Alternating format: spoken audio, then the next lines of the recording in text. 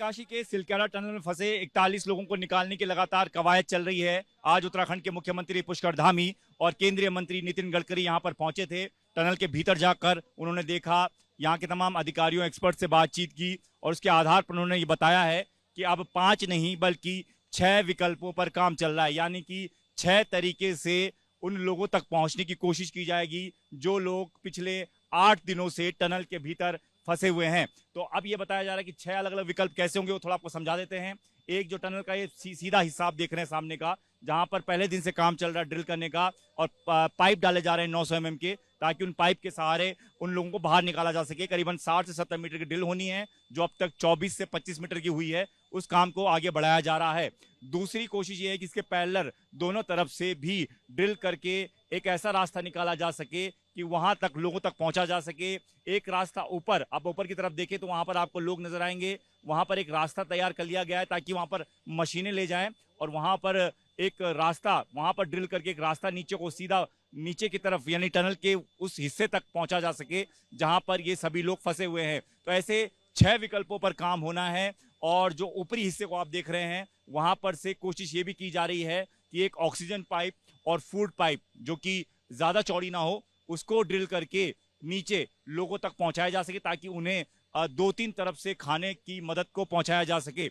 हालांकि अभी तक एक जानकारी और यहां पर केंद्रीय मंत्री नितिन गडकरी ने दी है। उन्होंने कहा है कि पहले सिर्फ एक ही पाइप के जरिए लोगों तक खाना पहुंचाया जा रहा था, जिसमें ड्राई फ्रूट्स पहुंचाए जा रहे थे और ऑक्सीजन पहुंचाया जा रहा था, पानी पहुंचाया जा रहा था, दवाइयां पहुंचाई जा रही थी। लेकिन अब एक और पाइप जो है वो इंस्टॉल कर दिया गया, यानी कि अब 2 पाइप है जिसकी मदद से ये तमाम राशन, खाने पीने का सामान, दवाइयां उन तक पहुंचाई जाएगी। ये पहले वाले पाइप से थोड़ा और चौड़ा है, यानी कि अब तक जो आप छोटे छोटे ड्राई फ्रूट्स के आइटम्स उन तक पहुंचा रहे थे, अब आप बड़ी चीजें यानी कि आप दाल, ब्रेड, इस तरह की चीजें भी उन तक पहुंचा सकते हैं। तो ये फिलहाल तैयारियां की गई हैं। और सबसे बड़ी बात जो सबका सवाल है, उसके जवाब में दरअसल नितिन गडकरी ने यह कहा है कि इनको 2 से 2.5 दिन लगेंगे इस पूरे रेस्क्यू ऑपरेशन को खत्म होने। यानी कि उनका यह कहना है कि 2 से 2.5 दिनों के भीतर इन तमाम लोगों को बाहर निकाला जा सकेगा। सबकी प्रायोरिटी यही है कि इनको सुरक्षित निकाला जा सके। सिर्फ देश के नहीं बल्कि विदेशी एक्सपर्ट से भी राय ली जा रही है। स्विट्जरलैंड में सबसे ज्यादा सुरंगें हैं, इसलिए स्विट्जरलैंड से भी बात की जा रही है, अमेरिका से भी बात की जा रही है। और 2 से 2.5 दिन का वक्त वो बता के गए हैं कि इस वक्त में इन लोगों को सभी को बाहर निकाल लिया जाएगा। कैमरामैन, इस आपत्ति का मुकाबला हम सब लोग सब प्रकार के प्रयासों से कर रहे हैं।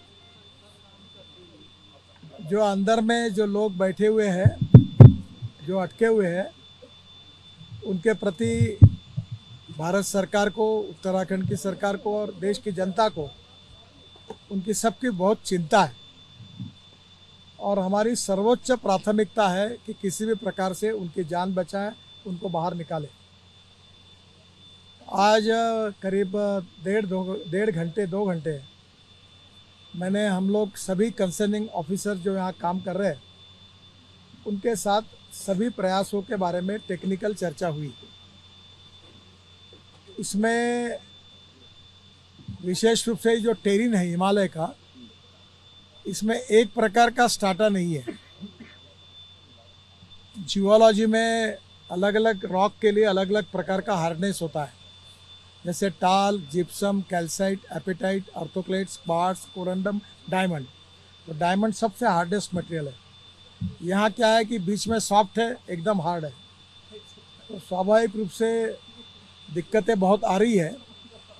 और हमने अभी इसके लिए करीब 6 विकल्प लोगों ने दिए, 6 विकल्पों पर काम कर रहे हैं। भारत सरकार की अलग अलग एजेंसीज हैं जिनको जिम्मेदारी दी गई है। पीएमओ से भी विशेष रूप से यहाँ ध्यान दिया जा रहा है। उत्तराखंड के सरकार, उनके मुख्य सचिव और उनकी पूरा सहयोग है। और NHIDCL ये भी इसमें विशेष रूप से हमारे महमूद करके एडिशनल सेक्रेटरी जो मैनेजिंग डायरेक्टर, वो भी काम कर रहे हैं। यहाँ आसपास हिमालय में जहाँ प्राइवेट सेक्टर में जोजिला टनल का काम चल रहा है, बाकी टनल का काम चल रहा है, उन प्राइवेट सेक्टर में भी टनल के काम करने वाले एक्सपर्ट जो थे उनको भी यहाँ बुलाया है। जो BRO के थे उनको भी बुलाया है। इसमें सबसे पहली बात यह है कि जो लोग अटके हुए हैं अंदर में, उनको हम मेडिसिन और विशेष रूप से जो फूड है वो उनके पास पहुंचा पाए और उनसे कम्युनिकेशन प्रस्तावित करें। पहले एक लाइन थी, अब स्पेयर में और दूसरी एक लाइन हमने करके रखी है और इसलिए स्वाभाविक रूप से उनको आने वाले समय में फूड पहुंचाने में, मेडिसिन पहुंचाने में कोई दिक्कत नहीं आएगी। ऑक्सीजन की लाइन भी है और हम इस प्रकार से पूरा पहली बात ये कर रहे हैं कि उनकी रक्षा कैसे करें, उनकी जो आवश्यकता है वो उनको कैसे मिले। पूरे ऑपरेशन में सबसे बड़ी प्राथमिकता है कि उनकी जान बचाए। यहाँ जो अनेक प्रयास चल रहे हैं ऊपर से वर्टिकल, हॉरिजॉन्टल, अनेक प्रकार के ड्रिलिंग मशीन, टेक्नोलॉजी, अलग प्रकार के अनेक प्रकार पे काम हो रहा है, जिसका मैंने और मुख्यमंत्री जी ने पूरी तरह से उनका प्रेजेंटेशन और उसका पूरा अभी तक का रिपोर्ट लिया है। राज्य सरकार ने और भारत सरकार ने जहाँ ज़रूरत होगी वहाँ एयरलिफ्ट करके रोड बनाना है, वहाँ रोड बनाना BRO बना रही है इमरजेंसी मशीन ले जाने के लिए। इसके लिए जो जो आवश्यकता होगी, एक जगह पर पानी की बहुत ज़रूरत है तो पानी भी लगेगा बड़े प्रमाण पर, तो वो स्वाभाविक रूप से सब प्रकार की व्यवस्था है, बिजली की व्यवस्था है, लाइट की व्यवस्था, पानी की व्यवस्था, ये सब सपोर्टिंग जितनी बातें उसकी भी व्यवस्था पूरी की गई है। बहुत से मशीन पहुँचे हैं। जो पहला प्रयास हमने ऑगर मशीन का शुरू किया जो अमेरिका में बनी हुई है, वो एक मशीन काम कर रही, दूसरी भी मशीन है, पर वो मशीन जब सॉफ्ट स्टार्टा था तो अच्छा काम कर रही थी। अचानक हार्ड मटेरियल आने के कारण थोड़ा सा चिंता का विषय हुआ। उसका भी टेक्निकल सॉल्यूशन निकाला गया है और वो मशीन जो है वो जो पाइप अंदर में जाएगा तो वो आखिरी तक पहुंचकर फिर वहाँ से लोगों को उसमें से बाहर निकालने का प्लान उसमें है। वर्टिकल भी 3 प्रकार के प्रयास है, उसके भी हम कर रहे हैं। हमने कोई प्रयास ऐसा नहीं रखा कि जो हमको नहीं कर सकते। हमने सब प्रकार के प्रयास किए। पहली प्रायोरिटी है उनकी जान बचाना और जल्द से जल्द उनको बाहर निकालना।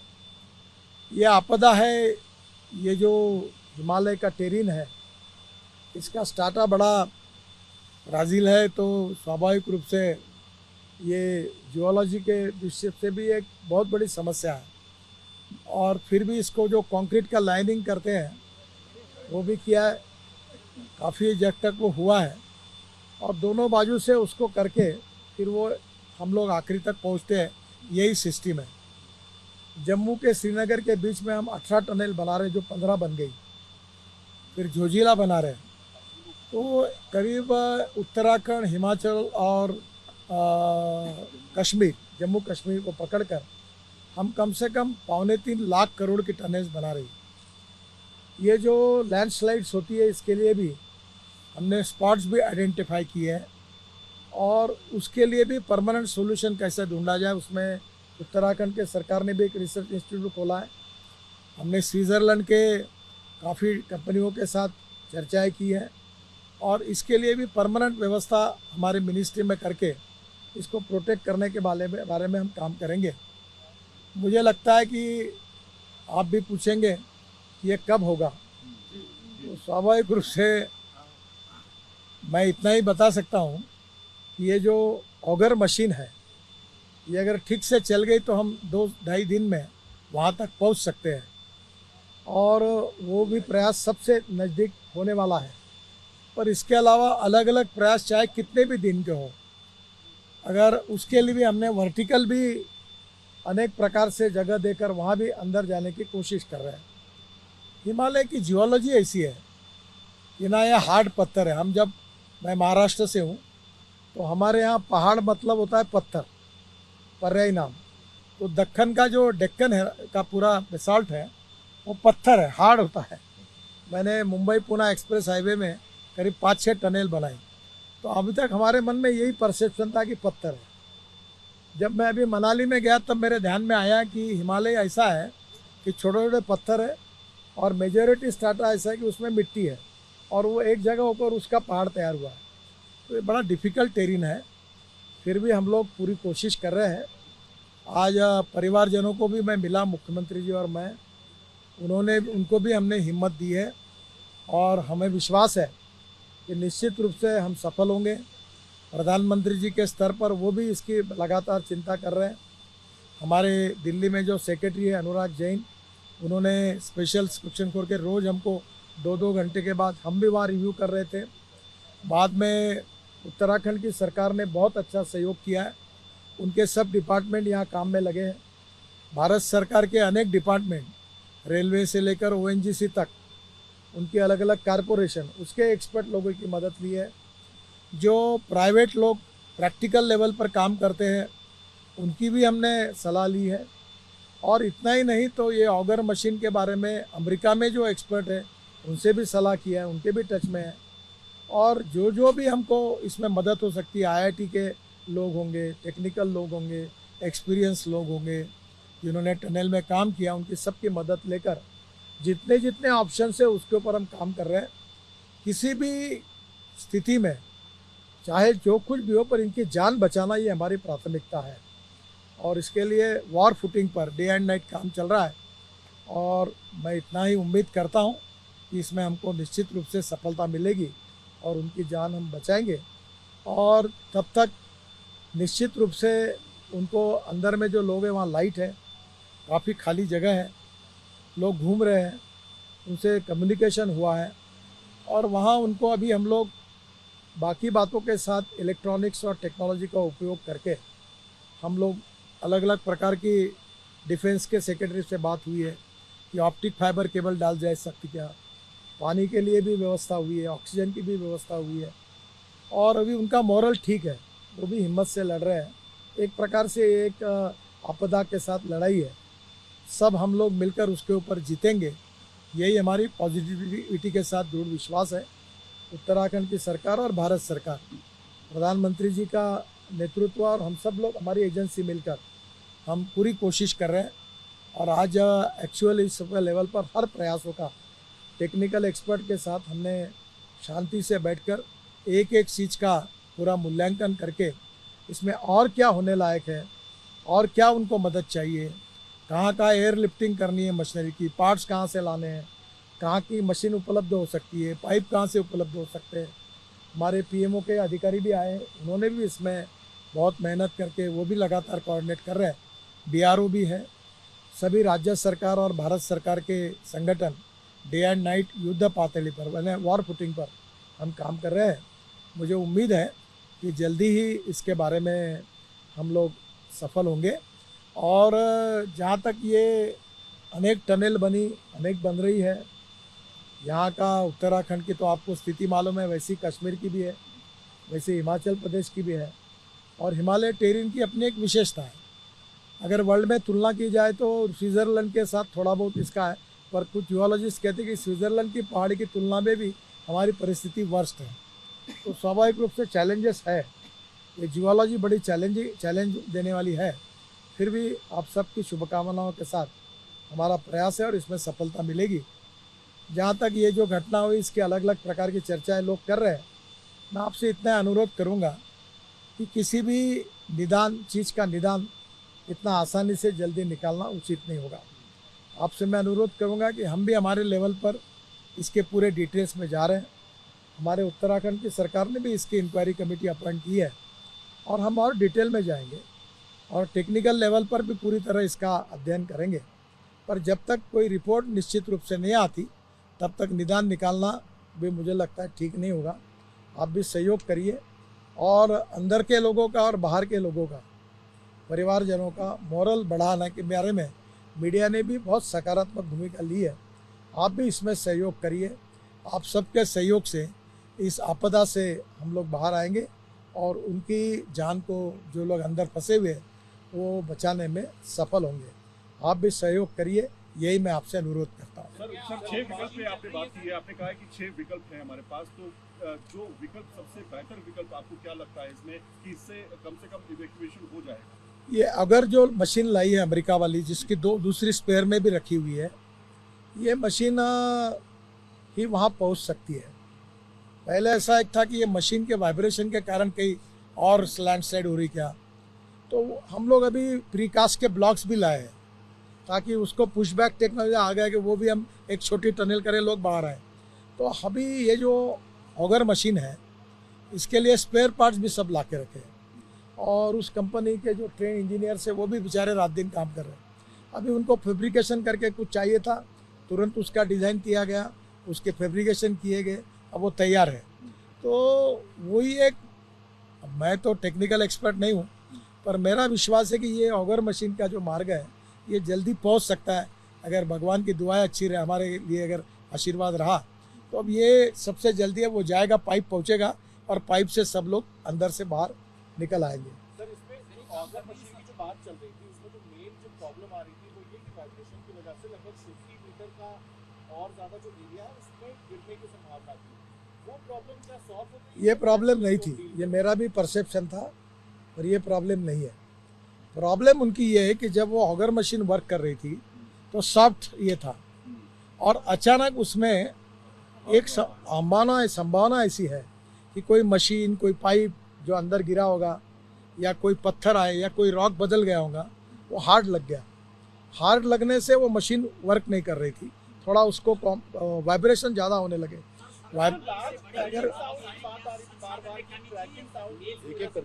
सर ये नहीं आई है, आप मेहरबानी करके दूसरे विषय को जोड़िए मत, ये बात मैंने पूछी।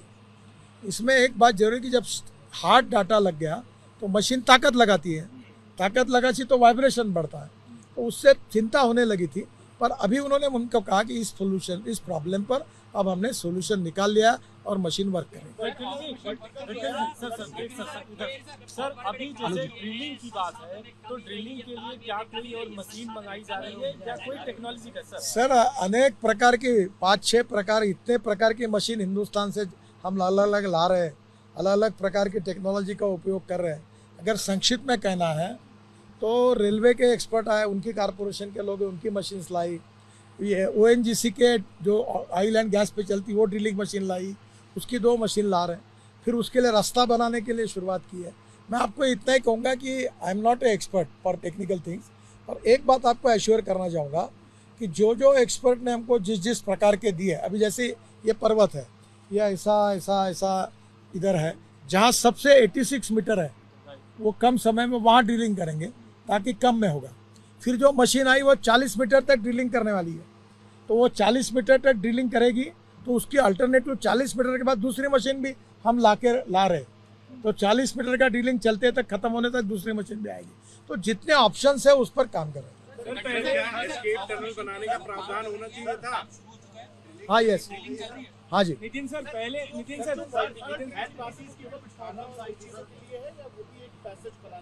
नहीं, वो छोटा है, वो केवल खाना, मेडिसिन और चीज़ें, इसेंशियल चीज़ें भेजने के लिए है। ऑक्सीजन भी वहाँ देने की व्यवस्था हो रही है, और अभी फ़िलहाल वहाँ का मोरल ठीक है और हमारा सामान पहुँच रहा है। और जो बात मुझे आज और अच्छी हुई कि हमारी एक सिस्टम काम कर रही थी, डर ये था ये भी कोलैप्स होगी तो क्या होगा, तो हमने पैरेलल दूसरी भी सिस्टम कर दी है। शायद मुझे लगता है कि मुझे बताया गया था कि 1-8 घंटे में 42 मीटर हो चुका है। 42 मीटर हो चुके, शायद 1-2 घंटे में पैरेलल सिस्टम भी उसकी हो जाएगी। सर पहले तो थोड़ी उसका साइज बड़ा है, तो शायद हम लोग ब्रेड, रोटी, अभी क्या है बादाम, पिस्ता, काजू भेज रहे हैं क्योंकि जरा प्रॉब्लम है ऐसी चीज़ों को, पर अब हम लोग रोटी, सब्जी, चावल सब। 42 जो दिक्कतें आ रही थी जैसे हार्ड रॉक वगैरह, जैसे उसमें आयरन की रॉड्स वगैरह भी पड़ी है, क्या इसका जियोफिजिकल सर अभी सब किया जाता है, उसमें अभी नई अभी करा लिया क्या दोबारा इन्होंने? अभी रोबोटिक्स ला रहे हैं। देखिए आप इसके डिटेल में जाएंगे, मैं कुछ बताऊंगा, आप कुछ लिखेंगे। अभी रोबोटिक्स भी आ रहे हैं। फिर ऐसी भी आती है कि अगर हम लोग, ऐसी टेक्नोलॉजी है कि सैटेलाइट बेस से ज़मीन के अंदर अनेक मीटर तक क्या है बता सकते हैं। तो जियोलॉजिकल सर्वे ऑफ इंडिया के जो डिप्टी डायरेक्टर है वो उस पर लगे हुए हैं। फिर सैटेलाइट से जो इमेजेस होती है उस पर लगे हुए हैं। All type of expert, all type of technology, all type of options, सबके ऊपर हम काम कर रहे हैं। सर मजदूरों की संख्या कितनी है? सर मजदूरों की अंदर संख्या कितनी है? पहले 41 सीएम साहब आप जरा स्टेट गवर्नमेंट की तरफ। सर यहाँ सिविल सर्जन आए, उन्होंने अलग अलग प्रकार की मेडिसिन, कौन से काम के लिए वो मेडिसिन दिए, वो मेडिसिन भी अंदर भेज दिए कि अगर सर दर्द होता है तो ये लो, पेट दर्द होता है तो ये लो। तो जितना हम, सबसे पहले मैंने आपको पहले ही बताया, the first priority is any cost, उन लोगों की जान बचाना, उनका मोरल बढ़ाना और उनको बाहर निकालना। बाकी हमको कोई बातों की चिंता नहीं है, हम उसी के लिए काम करें। सर स्टेट गवर्नमेंट की तरफ सीएम साहब लास्ट क्वेश्चन। सर क्या एस्केप टनल का प्रावधान होना चाहिए था? अगर होना चाहिए था तो यहाँ पे एस्केप टनल क्यों नहीं? सर ये एस्केप टनल वाली बात जो होती है इसको अलग से बात करिए, मैं इसका बहुत डिटेल में स्टडी कर चुका हूँ। और अभी हमने जम्मू कश्मीर में ये जो IL&FS ने टनल बनाई, कौन सी अपनी टनल वो जम्मू कश्मीर के जेडमोर नहीं, दूसरी अभी जो इसका उद्घाटन प्रधानमंत्री ने किया, हाँ चिनानी निशानी, क्या नाम उसका, हाँ चिनानी नशेरी। तो वो टनल में हमने एस्केप टनल बनाई है। अभी तक हिंदुस्तान में और वर्ल्ड में एस्केप टनल जहाँ बने उसका एक आधे बार यूज़ हुआ है, कभी हुआ भी नहीं है। पर अब एक बात जरूर है कि इसके ऊपर ऐसी घटनाएं होती है, ये अनएक्सेप्टेबल है। अभी तक एक बार हुई थी, अब अचानक बीच में से गिर जाना, और वो कंक्रीटिंग अभी मैं जाके 80 मीटर तक भी हुआ है और कंक्रीटिंग चल ही रहा था। तो ये ऐसा कुछ घटना है कि ये अचानक हुई है। फिर भी टेक्निकल लेवल पर सब बातों का अध्ययन किया जाएगा, इंक्वायरी कमेटी होगी, एक्सपर्ट लोगों का सलाह होगा। ऑलरेडी हमने स्विट्ज़रलैंड के साथ, क्योंकि सबसे ज़्यादा टनल वर्ल्ड में स्विट्ज़रलैंड में है और उन्होंने ये इस प्रकार के स्टार्टा में काम किया हुआ है, तो हम उसकी भी कोशिश कर रहे हैं। ज़रूर अध्ययन करेंगे इन सब बातों का। एक बात आपको ज़रूर मैं रिक्वेस्ट करूँगा, एकदम ऊपर ऊपर की बातों पर आप कोई बड़ी बात ना दिखाइए, ना बताइए, ना मत बने। It will take some time to find out what are the technical reasons and we are honestly working on that. State government ने भी इंक्वायरी की, हम भी करेंगे और we will find out. Thank you. मुख्यमंत्री जी, सर एक रिक्वेस्ट ये स्टेट थी कि गवर्नमेंट की हमें तरफ जो से है बुलेटिन जो है जारी करके दिया जाए, ये सरकार हर की 6 तरफ से। घंटे में हमें बुलेटिन जारी करके दिया जाए। हमें सूचना सही चाहिए, हम वही चलाएंगे जो आप आज हमारे पास सेक्रेटरी सूचना नहीं मिल रही सर। हमारे सेक्रेटरी अनुराग जैन जी। ये जो है वो वहाँ से दिल्ली से अब रोज बोलने वाले हैं और आपको डिटेल जानकारी बताने वाले हैं। मैं अनुराग जी से भी बात करूंगा और मुख्यमंत्री जी और हमारे चीफ सेक्रेटरी कैबिनेट सेक्रेटरी भी है, तो उनको भी आज एक अच्छी बात मुख्यमंत्री जी ने सुझाई कि ये जो रिश्तेदार भी आए हैं तो कोई साइकोलॉजिकली एक्सपर्ट लोग उनको ही साथ रहे, उनका भी मोरल बनाए। तो हम लोग जितनी छोटी मोटी बातों में करेंगे और आपको योग्य जानकारी देने के बारे में हम जरूर व्यवस्था करेंगे। पर ये जो हमारे सेक्रेटरी है अनुराग जैन, ये रोज़ अब इसका बुलेटिन करने वाले देने वाले और आपको डिटेल जानकारी देंगे। मैं आपसे इतना अनुरोध करता हूँ कि प्रिलिमिनरी लेवल पर टेक्निकल सब्जेक्ट पर बहुत जल्दी कोई मत बनाइए और जनता में जिससे घबराहट पैदा हो गया ऐसा एकदम मत करिए। हम पूरी ताकत और शक्ति के साथ ही आपदा से लड़ रहे हैं। हमारे BRO के लोग लड़ रहे हैं, हमारे पुलिस वाले मदद कर रहे हैं, हमारे इंजीनियर्स लड़ रहे हैं, जियोलॉजिस्ट लड़ रहे हैं, हमारे टेक्नीशियंस लड़ रहे हैं। वर्ल्ड के सभी टेक्निकल लोगों से हमने सलाह ली है। हमारे यहाँ सब प्रकार के मशीन लाए हैं, सब प्रकार की एजेंसीज काम कर रही है और आप निश्चित रूप से हमें इसमें सफलता मिलेगी, ये मेरा विश्वास है। आप भी पॉजिटिव माइंड में इतना ही हमारी सफलता के लिए हमको सहयोग करिए।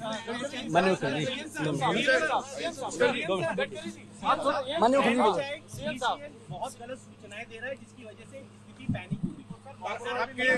सीएम साहब जरा स्टेट गवर्नमेंट की तरफ से क्या कोई जवाब नहीं, कोई रिप्लाई नहीं आता। ये इन्फॉर्मेशन ब्लॉकेड है। एक काम करिए, एक थोड़ा सा गवर्नमेंट का पहले आता आपको एक बात करते हैं।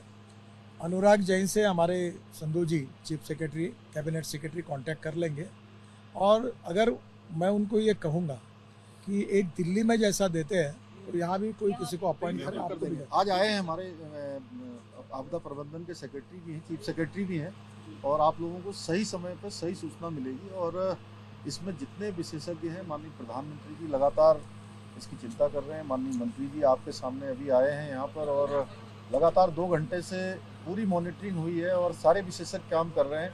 ये हम सब लोगों के लिए चिंता है कि ये आपदा है और आपदा देखिए किसी एक कारण उसका नहीं होता है और उसमें सभी लोगों को, आप लोगों को भी, सब लोगों को सहयोग करना है।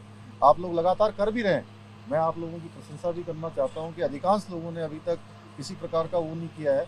अब यही है स्थिति कि जैसा आपने बताया कि अभी हमारा एक तो अंदर जो लोग हैं उनका भी मनोबल बना रहे, उनके परिजन उनसे बात कर रहे हैं और जो बाहर हैं उनकी भी हमें चिंता करनी है, वो सब चीज़ें कर रहे हैं।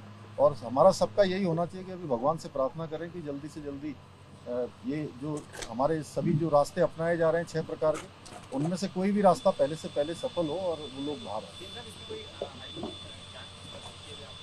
नहीं, इस पर समीक्षा करेंगे, जितने भी इस प्रकार के काम हो रहे हैं सभी की समीक्षा करेंगे। और देखिए जो हिमालयन जो हमारे राज्य हैं, इस प्रकार की जो अचानक परिस्थितियां पैदा हो जाती हैं एकदम से, कि उसमें थोड़ा सा अभी हम लोगों को अभी उतने आगे हम नहीं पहुंचे हैं। आगे से इस प्रकार की घटना से सबक लेते हुए हम उस पर भी विचार करेंगे। अरे अचानक से लगातार ये फसलें लगातार आ रही थी, वहाँ पे सिग्नल दे रहा है। अभी सबसे पहले प्राथमिकता है कि सब लोगों को बाहर कैसे निकाला जाए, उस पर काम करें। एक कैमरामैन जितेंद्र सिंह के साथ दीपक सिंह रावत, एबीपी न्यूज, उत्तरकाशी।